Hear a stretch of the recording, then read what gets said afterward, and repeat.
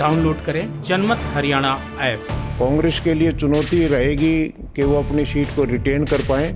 खिसियाई बिल्ली खंबा नोचे, कोई भगदड़ नहीं है जननायक जनता पार्टी में। विपक्ष तो वो आरोप लगाएगा, विपक्ष का काम आरोप लगाना है, लेकिन कोई आधार नहीं है आरोप लगाने का।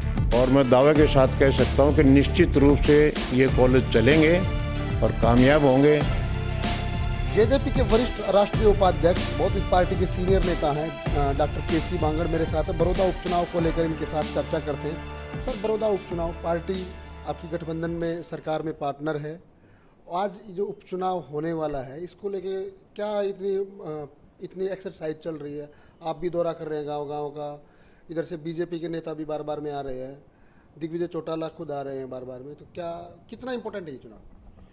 देखिए, गठबंधन की सरकार बनने के उपरांत माननीय श्री कृष्ण हुड्डा जी के देहांत होने की वजह से ये इस गठबंधन का पहला उपचुनाव है। और किसी भी सरकार का जो उपचुनाव होता है वो सरकार के लिए भी, और चूंकि यहाँ विधायक कांग्रेस पार्टी का था, इसलिए कांग्रेस पार्टी के लिए भी, दोनों दलों के लिए ये बहुत इम्पोर्टेंट चुनाव है। कांग्रेस के लिए चुनौती रहेगी कि वो अपनी सीट को रिटेन कर पाएं, और गठबंधन के लिए भी एक तरह से ये चुनौती होगी कि वो कांग्रेस से ये सीट छीन करके अपने पाले में ला सके। सर, कांग्रेस बीजेपी पर आरोप लगाती है 6 साल बीजेपी ने कुछ नहीं किया। बीजेपी भी कांग्रेस पर आरोप लगाती है कि 10 साल कांग्रेस ने बड़ौदा में कुछ भी नहीं किया। तो क्या चुनाव का जो सबसे बड़ा मुद्दा है वो यही है कि कुछ नहीं किया? नहीं, ऐसा नहीं है कि कुछ नहीं किया। थोड़ा बहुत काम हर सरकार किया करती है। ये तो हर राजनीतिक पार्टी एक दूसरे पर आरोप लगाने का काम करती है, और विपक्ष का काम होता है कि सरकार के खिलाफ बातें करे।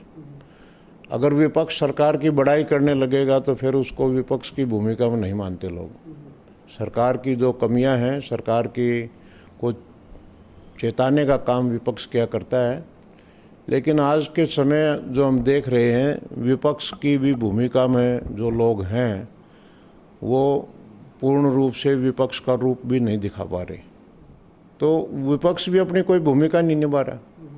और सबसे बड़ी विडंबना इस बात की है कि जब गठबंधन की सरकार बनी, सरकार बनने के बाद नीतियां बनती हैं, उन नीतियों के ऊपर बजट अलॉट होता है। अब फरवरी में वो नीतियां बन करके बजट अलॉट हुआ, मार्च में कोरोना का प्रकोप शुरू हो गया और अब तक चल रहा है। तो सरकार जो विकासशील नीतियों को जो गति देने का काम होना चाहिए था, वो धीमा पड़ गया।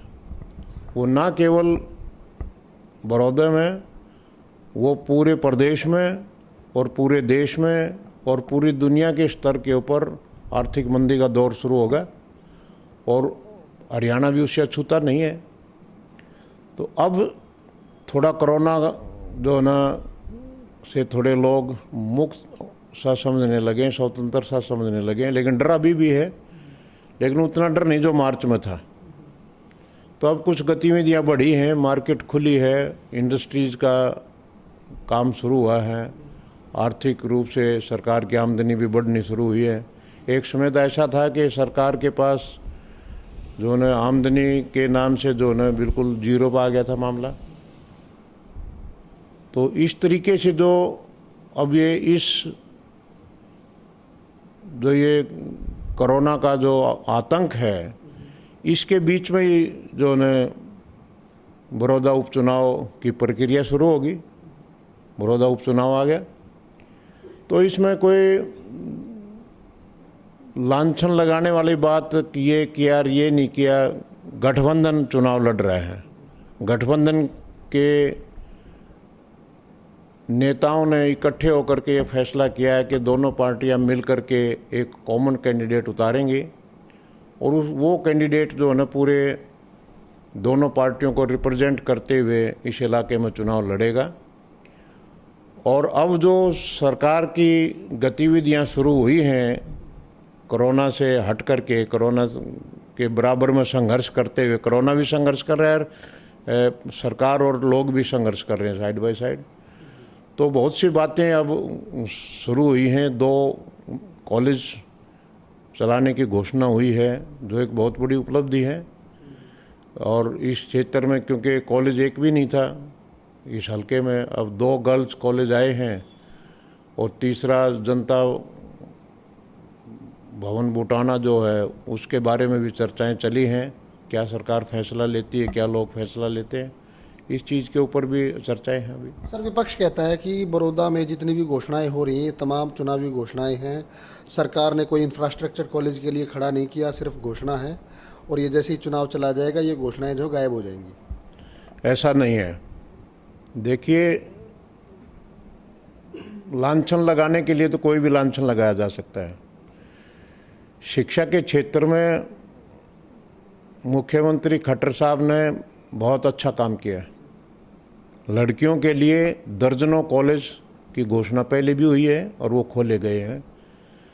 पहले घोषणा ही होती है और क्लासेज भी जो है कोई अल्टरनेट बिल्डिंग देख करके क्लास शुरू की जाती है, क्योंकि एक फर्स्ट ईयर की क्लास शुरू होगी, उसमें 60, 70, 80, 100 जितनी भी बच्चियों का एडमिशन अलाउड होगा वो एडमिशन होगा। अगले साल 2 क्लासेज हो जाएंगी, फिर 3 क्लास होंगी, जब तक बिल्डिंग तैयार हो जाती है। अब आपको याद दिलाऊं, महेंद्रगढ़ यूनिवर्सिटी कांग्रेस के राज में शुरू हुई थी, सेंट्रल यूनिवर्सिटी, और नारनौल में एक धर्मशाला में क्लास शुरू की गई थी। आज वो यूनिवर्सिटी का इंफ्रास्ट्रक्चर भी खड़ा है और यूनिवर्सिटी का अस्तित्व भी आ गया। तो पहले 2 साल के लिए नारनौल की धर्मशाला में यूनिवर्सिटी की क्लासेस लगी थी। तो ये कोई वो नहीं है, कॉलेज डिक्लेयर किए हैं गठबंधन सरकार ने, और मैं दावे के साथ कह सकता हूं कि निश्चित रूप से ये कॉलेज चलेंगे और कामयाब होंगे और इस क्षेत्र की लड़कियों को उच्च शिक्षा ग्रहण करने में बहुत सुविधा होगी। 9-10 महीने का जो सरकार का कार्यकाल है गठबंधन सरकार का, इसको लेकर भी विपक्ष लगातार सरकार पर हमलावर है कि 9 बड़े घोटाले हुए, और तमाम जितने भी घोटाले हुए उनका जुड़ाव कहीं ना कहीं जेजेपी या फिर दुष्यंत चौटाला उप मुख्यमंत्री उनसे। कोई घोटाला नहीं हुआ प्रदेश में। जहाँ भी कोई बेकायदगी नज़र आती है, कांग्रेस राज में उन बेकायदगियों को दबा दिया जाता था, और ये जहाँ कहीं भी बेकायदगी नज़र आती है उस बेकायदगी को ये खुद ही पकड़ते हैं और खुद ही उसमें सुधार करते हैं। सुधार करने को घोटाला नहीं कहते, ये भी कहते हैं सर, सुधार करने को घोटाला नहीं कहते। अगर कोई बेकायदगी हुई है और सरकार उस बेकायदगी को दबाए और दबा करके जो है उससे कोई अनाधिकृत रूप से कोई पैसा कमाए, या कोई राजनीतिक आदमी उसमें इन्वॉल्व होकर के उस घोटाले को, उस बेकायदगी को दबा करके वो कहीं कोई दूसरा आदमी साल 2 साल बाद उसको उजागर करे कि ये इस तरह की बात हुई है और किसी पर ध्यान नहीं दिया गया, जानबूझ करके इसको दबाया गया। जैसे ही एडमिनिस्ट्रेशन में कोई न कोई किसी न किसी तरह की बेकायदगी कहीं न कहीं कोई एडमिनिस्ट्रेशन की तरफ से, अधिकारियों की तरफ से, किसी की तरफ से भी कोई भी बेकायदगी जैसे ही नज़र आती है, तुरंत सरकार कार्रवाई करती है और तुरंत उसको जो है उसके ऊपर एक्शन लिया जाता है, उसको और उसमें सुधार किया जाता है। ये सुधारात्मक कदम है, इनको घोटाला नहीं कह सकते। नहीं, विपक्षी कहते हैं कि बिल्ली को दूध का रुखाले जो है बना दिया, इसलिए घोटाले हो रहे हैं। नहीं, विपक्ष तो वो आरोप लगाएगा, विपक्ष का काम आरोप लगाना है, लेकिन कोई आधार नहीं है आरोप लगाने का। एक नए पैसे का भी कहीं बेकायदगी हुई हो, एक नए पैसे का भी कोई किसी की जेब में कोई पैसा गया हो, किसी राजनीतिक की जेब में कोई पैसा गया हो, कोई उच्च अधिकारी कोई पैसा कमा के लेकर के गया है, तो उसके ऊपर जो है फिर विपक्ष को मानेंगे हम, हाँ विपक्ष सही है और सरकार को जो है इस पर कार्रवाई इस ढंग से होनी चाहिए जो विपक्ष कर रहा है। लेकिन सरकार अपने आप ही, जो मंत्री हैं, जो कंसर्न मिनिस्टर हैं, वो अपने आप ही उस बेकायदगी को पकड़ते हैं, अपने आप ही उसमें सुधार करते हैं, अपने आप ही जो लोग इसमें इन्वॉल्व हैं उसकी एसईटी बना करके उनके ऊपर जो है एफआईआर दर्ज होती है, और दूध का दूध और पानी का पानी पूरे प्रदेश के लोगों के सामने हो रहा है। सर, पार्टी की अभी राष्ट्रीय कार्यकारिणी की घोषणा हुई है, प्रदेश कार्यकारिणी आनी बाकी है। खासकर इनेलो आपकी पार्टी को टारगेट करती है कि प्रदेश कार्यकारिणी हमारे डर की वजह से जो है वो जेजेपी नहीं बना रही है, क्योंकि इनको डर है कि कहीं भगदड़ ना मच जाए पार्टी में। ये जो ना खिसियाई बिल्ली खंबा नोचे, कोई भगदड़ नहीं है जननायक जनता पार्टी में। जब प्रदेश कार्यकारिणी और राष्ट्रीय कार्यकारिणी पहली मर्तबा जब जेजेपी की बनी थी, उसके बाद अनेक लोग पार्टी में शामिल हुए, अनेक पूर्व विधायक शामिल हुए, पूर्व मंत्री शामिल हुए, पूर्व एमपी शामिल हुए पार्टी में। तो उन सब को पार्टी में स्थान देना था, इसलिए हमने पूरी कार्यकारिणी को हल्का स्तर से लेकर के राष्ट्रीय स्तर तक की सारी कार्यकारिणी को भंग करके नए सिरे से हमने कार्यकारिणी बनानी शुरू कर दी है। और 2 लिस्ट हमारी अभी पिछले 2-3 दिनों में आई हैं और अगली लिस्ट भी बहुत जल्दी आएगी। जो हसीन सपने ले रहे हैं लोक दल वाले, उनके सपने ही रह जाएंगे। उनकी हालत तो खिसियाई बिल्ली खंबा नोचे वाली है। अगर जेजेपी से कोई व्यक्ति जाना हुआ तो वो अभी भी जा सकता था। एक भी व्यक्ति जेजेपी छोड़ करके कोई भी पदाधिकारी पार्टी का वो लोकदल में नहीं गया है। अब बांगड़ साहब, बड़ौदा उपचुनाव की एक बार फिर से बात करता हूँ मैं।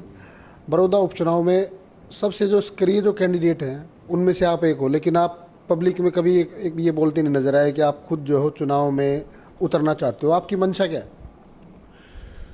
मैं पार्टी का एक वफादार सिपाही हूँ।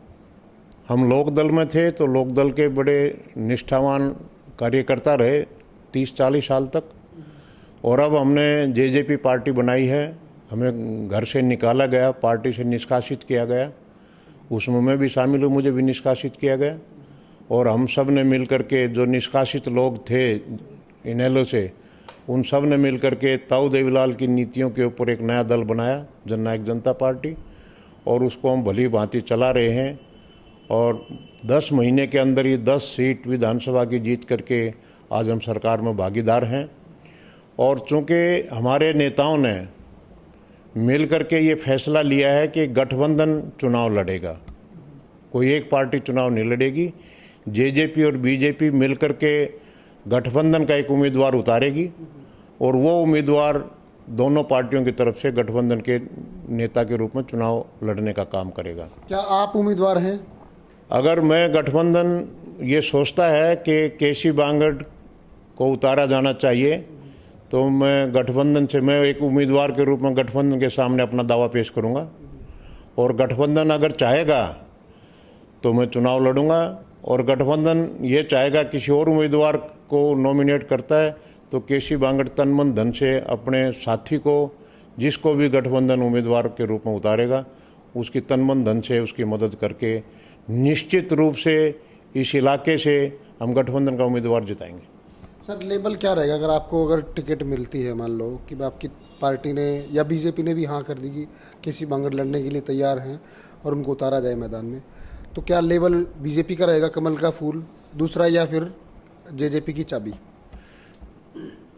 मैं उम्मीदवार होऊंगा या नहीं होऊंगा, किस चुनाव चिन्ह पर चुनाव लड़ूंगा, ये गठबंधन के शीर्ष नेता तय करेंगे।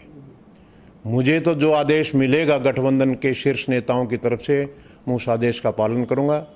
मुझे अगर ये आदेश मिला कि XYZ आदमी को टिकट दी गई है और आपने उसकी मदद करनी है, तो केसी बांगड़ तन मन धन से जितनी मेहनत, जब मुझे टिकट मिलती है तो जितनी मेहनत मैं अपने लिए करूंगा, उतनी ही मेहनत गठबंधन का कोई भी दूसरा उम्मीदवार मेरी जगह अगर कोई और आता है तो उसके लिए भी इतनी मेहनत करूंगा। ये मैंने बताया कि ये गठबंधन के नेता तय करेंगे। जब 2 पार्टियां मिल कर के चुनाव लड़ती हैं, गठबंधन चुनाव लड़ता है, तो कोई न कोई एडजस्टमेंट गठबंधन को करनी पड़ती है, सोचना पड़ता है कोई किसी न किसी बात के ऊपर। अब वो क्या सोचते हैं, क्या फैसला लेते हैं, क्या उचित है गठबंधन के हित में, जो नेता हैं, क्योंकि नेताओं को नीचे से भी फीडबैक जाएगा, सारा सबसे वो सलाह मशवरा भी करेंगे, और जो भी फीडबैक गठबंधन के नेताओं को मिलेगा और गठबंधन के नेता जो भी शीर्ष नेता उसके ऊपर फैसला करेंगे, मैं उसके ऊपर फूल चढ़ाने का काम करूँगा। एक लोकल नेता है, आपके 2 इलेक्शन लड़ चुके, आपके समकक्ष रहे इनेलो में, 2 बार इनेलो ने उनको मौका दिया इसी बड़ौदा हल्के से। आज वो बीजेपी में है, डॉक्टर कपूर नरवाल आज बीजेपी की टिकट पर दावेदार हैं। अगर बीजेपी टिकट देती है इस चुनाव में और गठबंधन मिलकर चुनाव लड़ता है, तो डॉक्टर केसी बांगड़ का क्या स्टैंड रहेगा? मैंने बताया कि गठबंधन के शीर्ष नेता जो भी फैसला करेंगे गठबंधन के शीर्ष नेता जितने भी दावेदार हैं उसमें से किसी को भी टिकट देंगे, गठबंधन को जिताने के लिए मैं तन मन धन से पूरा भरपूर प्रयास करूंगा। लेकिन आपके हल्के के लोग ही बोलते हैं कि डॉक्टर केसी बांगड़ या जेजेपी डॉक्टर कपूर नरवाल को तो कम से कम टिकट नहीं लेने देगी, बीजेपी पर पूरा प्रेशर बनाने की कोशिश रहेगी। ये गठबंधन के नेताओं ने तय करना है। मैंने बार बार इस बात को दोहरा रहे हैं आप, और मैं बार बार मेरा एक ही जवाब है कि गठबंधन के शीर्ष नेता जो भी फैसला करेंगे, मैं पार्टी का एक वफादार सिपाही हूँ और पार्टी ने मुझे, पहले भी मैं सेक्रेटरी जनरल था पार्टी का, वो भी एक अहम पद है, और उसी के बराबर का ये, लगभग बराबर का ही पद है ये भी, vice president, senior vice president.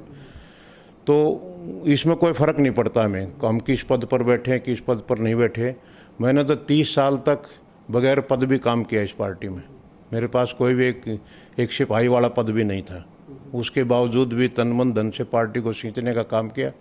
और मेरी इम्पोर्टेंस पार्टी में तब भी इतनी थी जब मेरे पास कोई भी पद नहीं था, और आज भी मैं इस पद को कोई इतना बड़ा महत्वपूर्ण नहीं समझता। मैं अपनी कार्य प्रणाली को, अपने नेताओं को, अपनी वफादारी को, अपनी ईमानदारी को, अपनी कार्य प्रणाली को महत्व देते हुए उन बातों के ऊपर ज़्यादा ध्यान रखता हूँ हमेशा, कि मैं पार्टी के प्रति समर्पित रह करके पार्टी में योगदान करता रहूँ। ये मेरे लिए महत्वपूर्ण है, पद मेरे लिए महत्वपूर्ण नहीं है। पुनः इस बात को दोहराता हूँ कि गठबंधन के शीर्ष नेता जो भी फैसला करेंगे, मैं उसके ऊपर संपूर्ण रूप से पूरी आत्मा, ध्यान और मन और मगन से उसके ऊपर काम करते हुए, गठबंधन के नेताओं के किए हुए फैसले के ऊपर फूल चढ़ाते हुए उस उम्मीदवार के लिए तन मन धन से काम करूंगा। अभय चौटाला नेता इनेलो 5 दिन आपके हल्के में रहे और उन्होंने एक बड़ा एक मज़ेदार बयान दिया। उनका कहना है कि जेजेपी के बहुत बड़े नेता हो सकता है अजय चौटाला परिवार से कोई जो है वो जल्द ही जेजेपी छोड़कर इनेलो में शामिल होने जा रहा है। तो मैंने यूज किया था खिसियाई बिल्ली खंबा नोचे। इनेलो का कोई ज़्यादा बड़ा जनाधार अभी इस हल्के में नहीं है। पिछले चुनाव में अभी 7-8 महीने पहले भी 3200 वोट, 3200 वोट आए थे। अभी भी बहुत ज़्यादा कोई उपलब्धि नज़र नहीं आती, क्योंकि मैं इस हल्के के एक गांव से, एक परिवार से वाकिफ़ हूँ। मुझे पता है कौन परिवार, कौन गांव के, किस गांव के कितने लोग किस पार्टी में हैं। मुझे एक परिवार का पता है। 63 साल की मेरी उम्र होगी, मैं इसी हल्के में रहा हूँ। यही मेरी जन्मभूमि है, यही मेरी कर्म भूमि है। यहीं पर मैंने काम किया है, लोगों के कल्याण के काम किए हैं, सामाजिक काम किए हैं। 7 गौशालाओं में मैं दान देता हूँ, लोगों से जुड़ा हुआ हूँ। सामाजिक प्लेटफार्म पर भी गरीब बच्चों को, गरीब लड़कियों को की शादी करने में, गरीब परिवारों की मदद करने में मैं हमेशा सामाजिक कार्यों में बढ़ चढ़ करके मैंने भाग लिया है। लोग मुझे जानते हैं, मैं इस इलाके के लगभग हर परिवार को जानता हूँ, और मुझे पता है कि कौन से कितने परिवार किस पार्टी में हैं। मेरा मानना है कि कल को क्या परिणाम आएंगे वो तो समय बताएगा, लेकिन मेरा इस समय जो आकलन है, इनेलो का कोई ज़्यादा बड़ा जनाधार इस हल्के में नहीं है। और मुझे नहीं लगता, और मैं ये बात भी बड़े पक्के इरादे से कह सकता हूँ कि जेजेपी का कोई भी बड़ा नेता इनेलो में नहीं जाएगा। सर, भूपेंद्र हुड्डा का गढ़ रहा है ये इलाका। बड़ौदा सीट लगातार 3 बार जीती, लोकसभा में भी भूपेंद्र हुड्डा को यहाँ से बड़ी लीड मिली। अब इस गढ़ को तोड़ने के लिए गठबंधन के पास क्या फार्मूला है? देखिए, एक फार्मूला तो ये है कि गठबंधन सत्ता में है इस समय, और सत्ता पक्ष में होने के कारण लोगों के सत्ता से जुड़ने की वजह से ज़्यादा लाभ मिलता है लोगों को। तो इसलिए लोग ये ज़रूर महसूस करेंगे कि सत्ता पक्ष के लोग के उम्मीदवार को जो उन्हें वोट देने का काम करेंगे। और चूंकि भूपेंद्र हुड्डा लगातार अपना धरातल खो रहे हैं, ना केवल बड़ौदा हल्के में बल्कि पूरे हरियाणा में। 2005 में कांग्रेस को 67 सीट आई, 2009 में 40 सीट रहेगी, और 2019 में कांग्रेस की घटी हैं। अगर बड़ौदा हल्के की तरफ देखें तो बड़ौदा हल्के में श्री कृष्ण हुड्डा जी को जो पहला चुनाव उन्होंने लड़ा था 2009 में, उसमें 65-66 हज़ार वोट आई थी, उसके बाद 2014 में जो उन्होंने चुनाव लड़ा उसमें जो ने 53,000 वोट रहेगी, और अब जो न 10,000 और घट करके 42,000 रहेगी।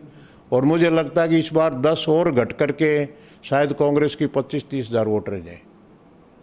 और पिछली बार भी जहाँ तक गढ़ की बात हम करें, अगर हम आकलन करें एनालिटिकली, तो 1,22,000 वोट पिछले अभी 7-8 महीने पहले जो चुनाव हुआ उसमें 1,22,000 वोट पोल हुई थी। 1,22,000 में से 42,000 वोट कांग्रेस के उम्मीदवार को पड़ी थी और 80,000 वोट उसके खिलाफ पड़ी थी। तो इसको जिस 2/3 वोट जब खिलाफ पड़ती हैं और वो केवल 33% वोट देता है तो उसको गढ़ नहीं कहा जा सकता। तो गढ़ तो टूट गया है। तो सिर्फ पास मार्क है। अब पास मार्क्स बड़ी मुश्किल से आए हैं। और इस बार मुझे लगता है क्योंकि एक पार्टी को 32,000 वोट मिले थे, एक पार्टी को 37,000 वोट मिले थे। दोनों पार्टियों का गठबंधन है, दोनों पार्टियों के लगभग मिलाकर के 70,000 वोट होते हैं। उनके 42,000 वोट थे पिछली बार, गठबंधन के पिछली बार 70,000 वोट थे। तो निश्चित रूप से इस बार गठबंधन का उम्मीदवार 70 से ऊपर जाएगा और कांग्रेस का उम्मीदवार 42 से नीचे रहेगा, मेरा अपना ऐसा मानना।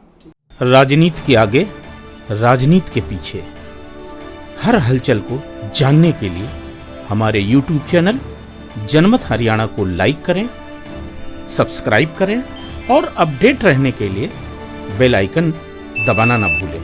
देखते रहें जनमत हरियाणा, सच के अलावा कुछ भी नहीं।